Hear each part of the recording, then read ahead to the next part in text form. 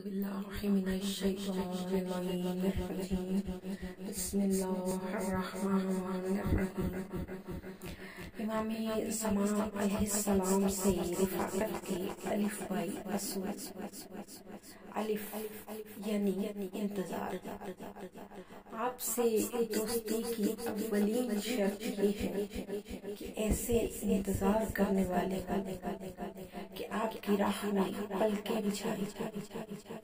لیکن سچ تو یہ ہے کہ اگر ہمارا کوئی ایسا دوست ہو جس سے سالوں سے ملاقات نہ ہوئی ہو، اس کی راہ دیکھیں اور ملاقات کو تڑپیں.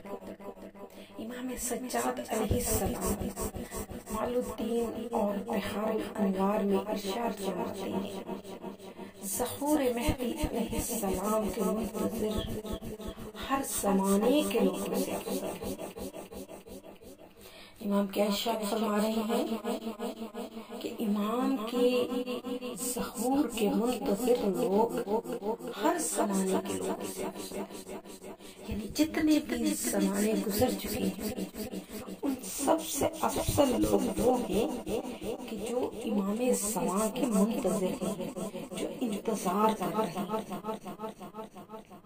انتظار کا مطلب کیا ہے؟ آیا مطلب یہ ہے کہ ہم اس شخص کی طرح انتظار کریں جو ٹکٹ لیتا ہے اور انتظار گاہ میں بیٹھ جاتا ہے کہ کب جہاز آئے گا، کب ٹرین آئے گی اور میں سوار ہو جاؤں؟ یہ انتظار کا مطلب ہے، یہ انتظار کا مطلب نہیں. حدیث رسول مقبول ہے کہ افضل الاعمال انتظار الفرج، بہترین عمل انتظار امام ہے.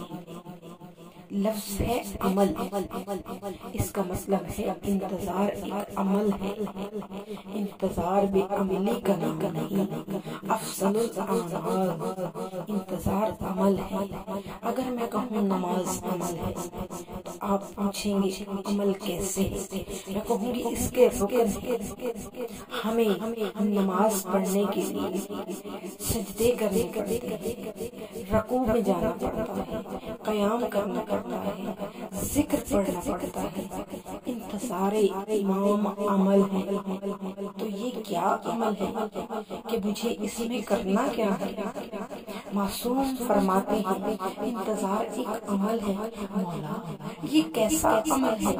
مجھے کرنا کیا ہے؟ آسان سا جملہ ارشاد فرمایا.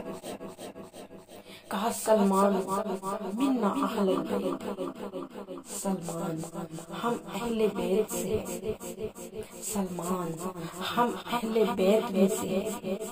پوچھنے والے نے پوچھا، کہا مولا نہ سید ہے نہ ہاشمی ہے نہ عرب ہے، یہ اہل بیت میں سے کیسے بنا؟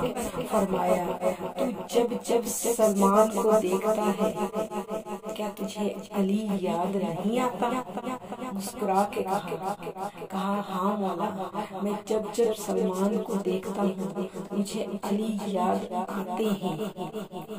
یہیں سے ہمیں پتہ چل گیا کہ منتظر امام کو کیسا ہونا چاہیے. جب کوئی کسی مومن کو دیکھے تو اسے فوراً پتہ چل جائے کہ یہ منتظر امام ہے. جب کسی جوان شیعہ کو دیکھے اسے فوراً پتہ چل جائے کہ یہ منتظر امام ہے. انتظار کا اصل مطلب تو یہ ہے کہ چشم برابر کسی کی راہ دیکھنا، لیکن انتظار فرج ایک عمل کرنا، کچھ کام کرنے ہیں. خالی ہاتھ پر ہاتھ رکھ کر بیٹھ کر انتظار نہیں کریں.